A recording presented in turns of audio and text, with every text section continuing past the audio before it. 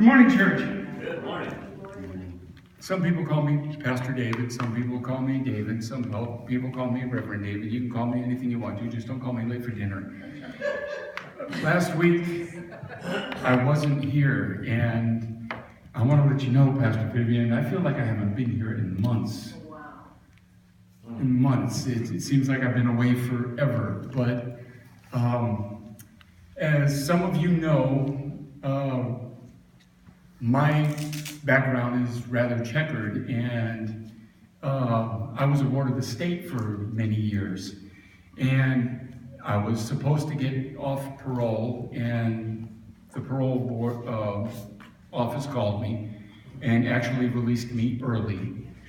And after 19 and a half months of being unemployed, I got a job on the same day. Wow. So I'm no longer on any kind of restrictions. I am what they call a free man. Amen. So last week, I took my freedom and my wife, and we went down to Escondido to see my mother that I haven't seen in 2.5 years. And she is 87 years young, and she is just a pillar for the Lord. She loves the Lord with all of her heart. And I didn't tell her I was coming. I do stuff like that. I like to give older persons heart attacks when knock on the door and they, but it was a very blessed time.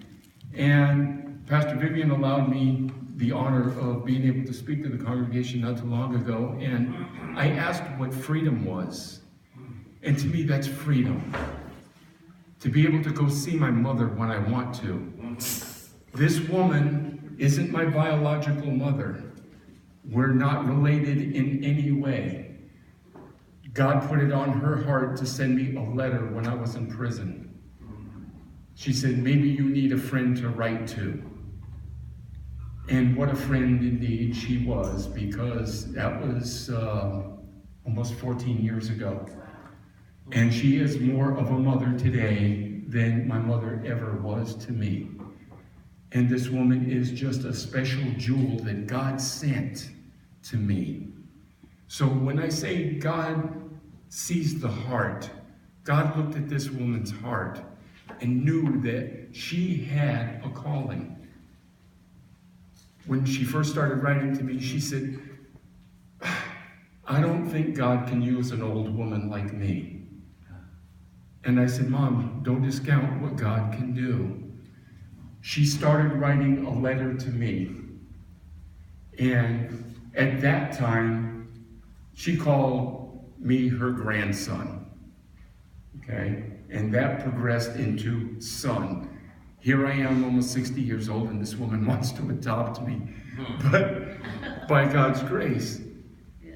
But from me, she now writes to, corresponds with, and has 85 grandsons that she writes to. Some still incarcerated, some still got out.